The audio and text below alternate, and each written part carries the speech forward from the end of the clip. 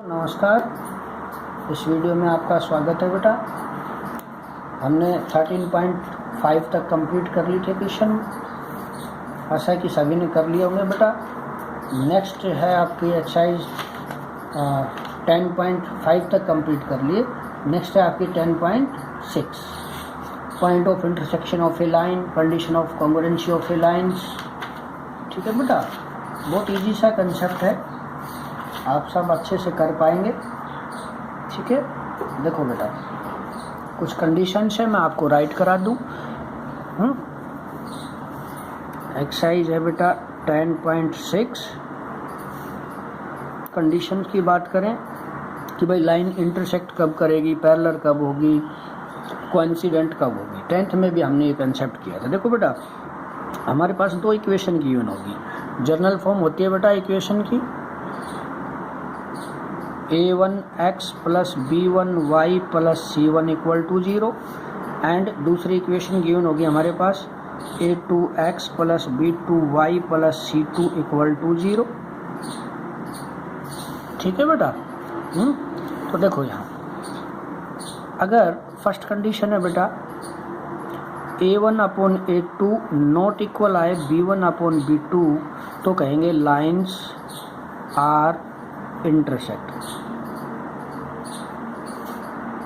ठीक है, unique solution जो पढ़े हम।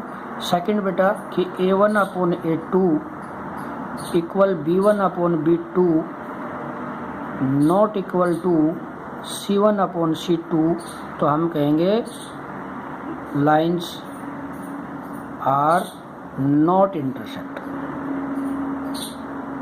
मतलब लाइन क्या होगी, पैरेलल होगी। सॉल्यूशन पूछे तो क्या कहेंगे, नो सॉल्यूशन। ठीक है बेटा। थर्ड कंडीशन है a1 upon a2 equal b1 upon b2 equal c1 upon c2 तो कहेंगे लाइन्स आर कोइंसिडेंट।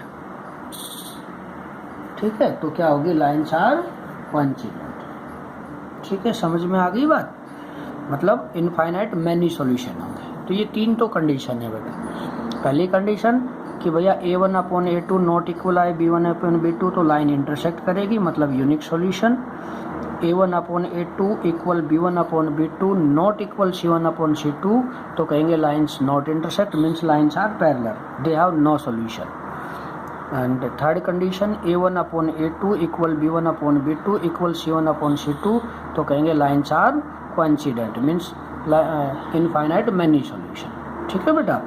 ये जो लाइन्स आर इंटरसेक्ट और लाइन्स आर कोइंसिडेंट मतलब यूनिक सॉल्यूशन और मैनी सॉल्यूशन, इन दोनों सॉल्यूशन को कहते हैं कि कंसिस्टेंट सॉल्यूशन। और बेटा नॉट इंटरसेक्ट मतलब लाइन्स हैविंग नो सॉल्यूशन तो इसको कहते हैं बेटा इनकंसिस्टेंट। ठीक है बेटा, ये है।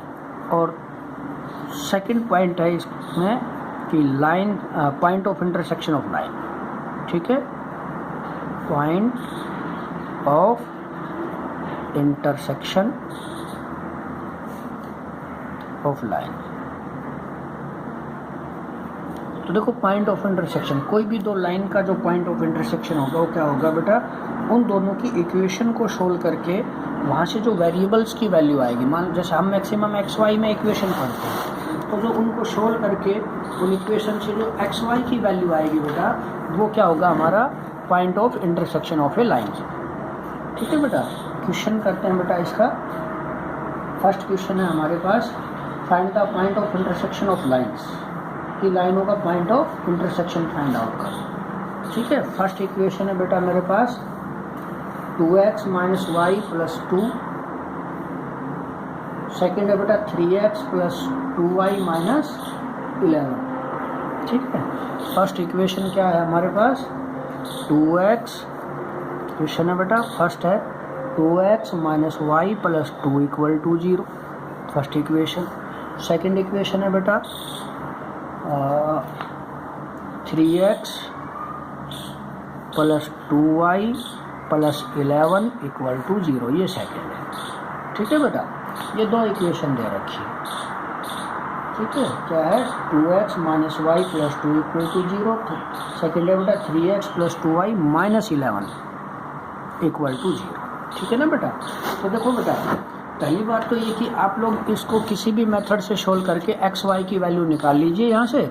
जो एक्स वाई की वैल्यू होगी वही हमारे पास क्या होगा बेटा, इसका पॉइंट ऑफ इंटरसेक्शन होगा।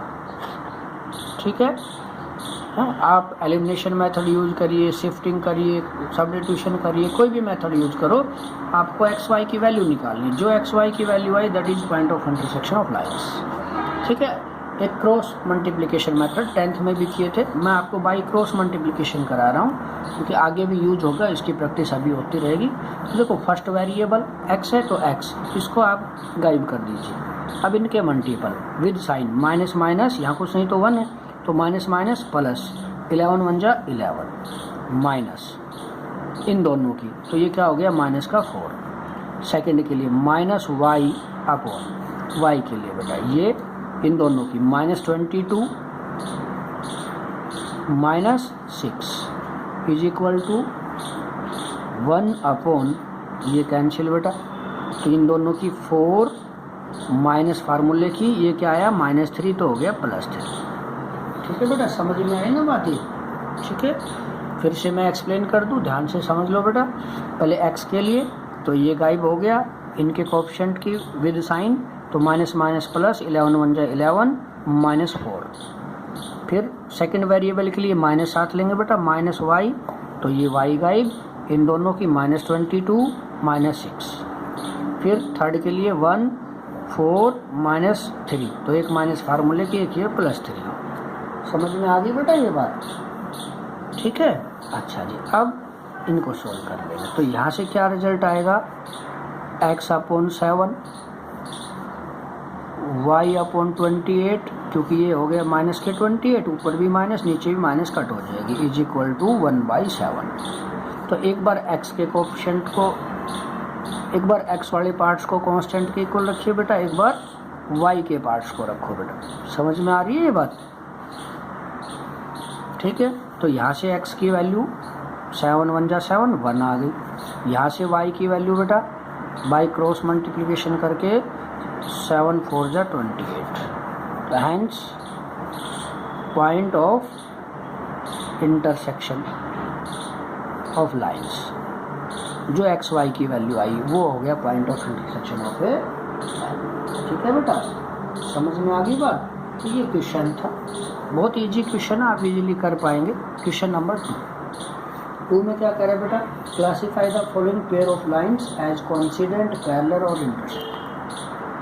ठीक है, आपको ये बताना है कि कौन सी लाइन कोइंसिडेंट है, कौन सी पैरेलल है, कौन सी लाइन इंटरसेक्ट। मतलब ये लाइन पैरेलल है या एक दूसरे को कट करेगी या कोइंसिडेंट है, ये आपको बताना है। ठीक है ना, कोइंसिडेंट मतलब दोनों लाइन एक साथ ड्रॉ करें तो एक ही लाइन पे दूसरी लाइन भी आए। ठीक है ना बेटा, तो क्वेश्चन कर लेता हूँ बेटा। क्वेश्चन है इसका 6x + 14y - 16 = 0। ठीक है, दूसरी इक्वेशन है 12x + 28y - 32 = 0।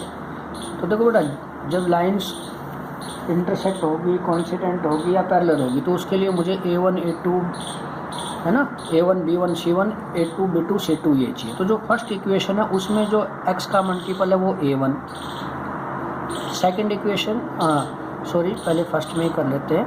फर्स्ट में x का मल्टीपल a1, y का मल्टीपल बेटा b1 और कांस्टेंट है वो c1। ध्यान रहे ये चूज जब करेंगे जब राइट साइड 0 बना ले। अगर इनमें तो 0 है, मान लो इधर कुछ होता तो पहले सब कुछ राइट साइड ले जाते, लेफ्ट साइड ले जाते, राइट को करते 0। जब राइट 0 हो जाएगी उसके बाद ये चूज करेंगे बेटा। ऐसे इसमें भी बेटा भाई a2 हो गया हमारे पास 12, a2 12, b2 28 और बेटा c2 -32। समझ में आ रही है बात की नहीं आ रही है? अब क्या फाइंड आउट करेंगे बेटा, a1 अपॉन a2, तो a1 upon a2 find out करेंगे 6 अपॉन 12 तो 1/2, b1 अपॉन b2, भैया b1 अपॉन b2 कितना है हमारे पास, b1 अपॉन b2 14 2 वो भी 1/2। फिर बेटा c1 अपॉन c2, तो c1 -16 और ये माइनस, तो ये हो गया 1/2। देखो बेटा क्या आया हमारे पास कि A1/A2 equal B1/B2 equal C1/C2, तीनों इक्वल आए हैं। तो क्या कहेंगे बच्चे, हैंस लाइन्स आर कोइंसिडेंट, ठीक है ना। अगर पहले दो नॉट इक्वल होते तो लाइन्स आर इंटरसेक्ट, पहले दो इक्वल है और थर्ड नॉट इक्वल है तो कहेंगे लाइन्स आर पैरेलल, ठीक है बेटा। तो ये क्वेश्चन है, आपको करना है इजीली, बहुत इजी से आप कर पाएंगे सारे क्वेश्चन। नेक्स्ट क्वेश्चन है बेटा,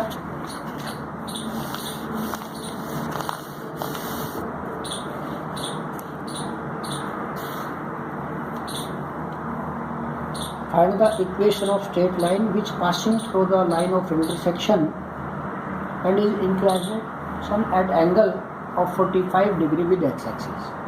ये एक लाइन की इक्वेशन बतानी है जिसका एक पासिंग पॉइंट तो क्या है, इन गिवन लाइंस का पॉइंट ऑफ इंटरसेक्शन, मतलब इन दोनों लाइन को सोल्व करके जो एक्स वाई की वैल्यू आएगी वो तो क्या है, इनका पासिंग पॉइंट है।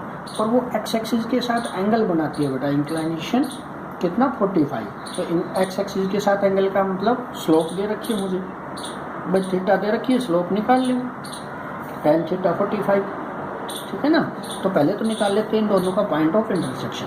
गिवन लाइंस की इक्वेशन है बेटा x plus y minus 3 equal to 0, ठीक है। एंड दूसरी इक्वेशन है बेटा 2x minus Y equal to 0। तो मुझे क्या निकाल लेना है बेटा, इनसे पहले तो point of intersection of the line. तो ये एक्स वाई की वैल्यू आप सोल्व करके निकाल लेंगे बेटा, कैसे भी, क्रॉस से, एलिमिनेशन से, शिफ्टिंग से। तो इन दोनोको सोल्व करके मुझे x मिलेगा बेटा 1 और y मिलेगा मुझे 2, ठीक है। तो क्या आ गया, हेंस पॉइंट ऑफ इंटरसेक्शन क्या आया, x1 आया था, y2, तो पॉइंट ऑफ इंटरसेक्शन आ गया हमारे पास। अब क्वेश्चन क्या था कि find the equation of a line which is passing through the point of intersection of line first and second.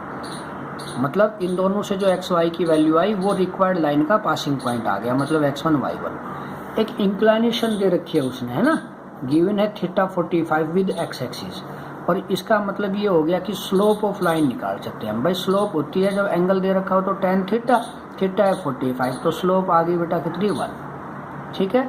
आप इसको m कह सकते हो। तो equation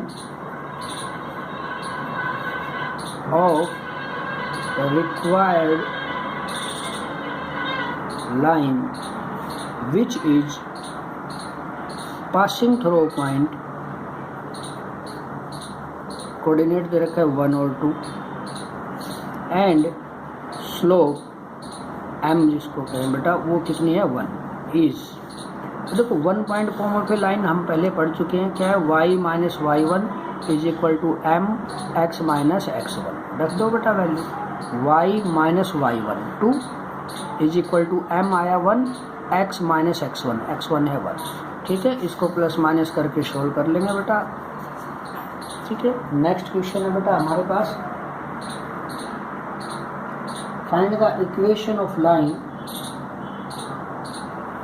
find the equation of line parallel to y-axis and drawn through the point of intersection of line, ठीक है। क्या करना है बेटा मुझे कि पॉइंट ऑफ इंटरसेक्शन से पास हो रही है और वाई एक्सिस के पैरेलल है कोई लाइन, तो उसकी इक्वेशन चाहिए। तो ये हम पढ़ चुके हैं बेटा, मैं आपको फिर से रिवाइज कराऊँ ये चीज़।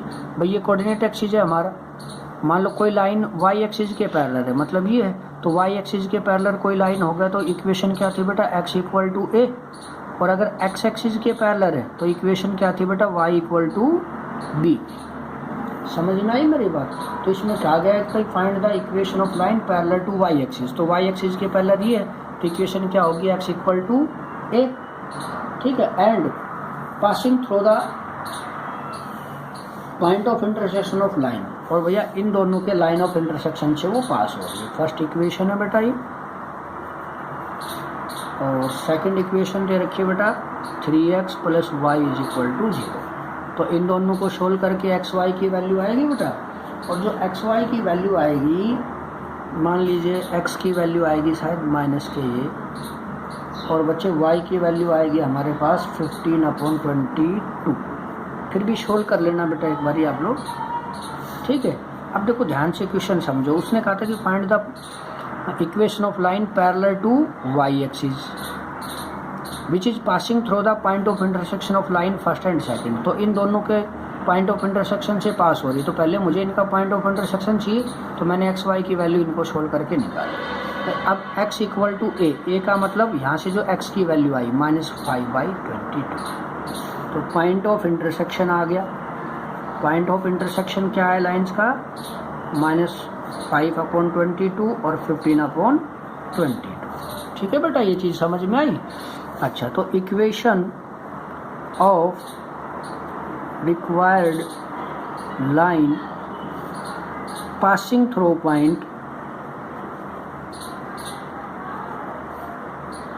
पॉइंट कोऑर्डिनेट -5/22 और बेटा 15/22, तो क्या होगी बेटा required equation of line this, क्या x इज इक्वल टू ए और a की वैल्यू कितनी है बेटा -5/22, तो इक्वेशन आ गई 22x + 5 इज इक्वल टू 0। अगर वो मुझसे कहता है y एक्सिस के पैरेलल है तो y इक्वल टू 15/22 आता है। ठीक है, समझ में आ गई बेटा। नेक्स्ट क्वेश्चन है हमारा, ठीक है। नेक्स्ट क्वेश्चन दे रखा है उसने मुझसे कि find the equation of line, नहीं सॉरी, नेक्स्ट क्वेश्चन क्या है, two lines cut the axis of x at a distance 4 and -4 and the axis of y at a distance 2 and 6, find the coordinate of their point of intersection. ठीक है बेटा, देखो diagram से समझते हैं, ये है हमारे पास, ठीक है। ओहो, सीधा करना बेटा, कोऑर्डिनेट एक्सिस है भाई, एक लाइन है, क्या कह रहे हैं, two lines cut the axis of x at a distance 4 and -4। बेटा मान लो ये 4 है तो ये 4 0 हो गया, ठीक है। ये ए पॉइंट, एक ये है बेटा मान लो बी पॉइंट है, इसके कोऑर्डिनेट क्या होंगे -4 0, कह रहे हैं ना, x एक्सिस के 4 और -4 पे कट करता, ठीक है। And on the y axis का डिस्टेंस दे रखा है बेटा कितना 2 और, ठीक है। तो y एक्सिस का डिस्टेंस मान लो ये 2 है, ये C पॉइंट हो गया, तो ये 0 2 हो गया, तो एक लाइन तो बन गई ये बेटा AC। एक y एक्सिस का डिस्टेंस 6 है, मान लो ये है 6, D पॉइंट है 0 6, तो एक पॉइंट बेटा ये, एक लाइन ये बन गई, ठीक है। तो ये BD हो गई। तो देखो बेटा ये intersect form of a line है, तो इक्वेशन ऑफ लाइन AC जिसका x इंटरसेप्ट है 4 और y इंटरसेप्ट है 2, तो x इंटरसेप्ट को A से डिनोट करते थे, y इंटरसेप्ट को B से, तो इक्वेशन बन गई x/a + y/b is equal to 1। समझ में आई ये इक्वेशन बेटा। तो इसको एल्शियम वगैरह लेके के सोल्व करें तो क्या आ जाएगा, x + 2y और भैया कितना -4 इक्वल टू 0, ये फर्स्ट इक्वेशन, ठीक है। समझ में आई ये बात। और बेटा सेकंड इक्वेशन क्या बनेगी, ठीक है, इधर लिखता हूँ सेकंड इक्वेशन ऑफ लाइन, दूसरी लाइन क्या है बेटा BD, जिसका x इंटरसेप्ट क्या दे रखा है, मतलब a -4 और y इंटरसेप्ट क्या दे रखा है B 6, तो इक्वेशन क्या x/a + y/b is equal to 1, ठीक है।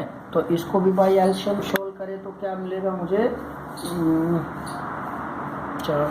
3x - 2y + 12 इक्वल टू 0, ये सेकंड, ठीक है। तो क्या कहा था बेटा कि इन दोनों का पॉइंट ऑफ इंटरसेक्शन निकालो, तो फर्स्ट इक्वेशन हमारे पास ये आ गई, सेकंड ये, दोनों को सोल्व कर लो बेटा। Solving equation first and second, जो x y की वैल्यू आएगी बेटा वो हमारा क्या होगा, पॉइंट ऑफ इंटरसेक्शन होगा, ठीक है।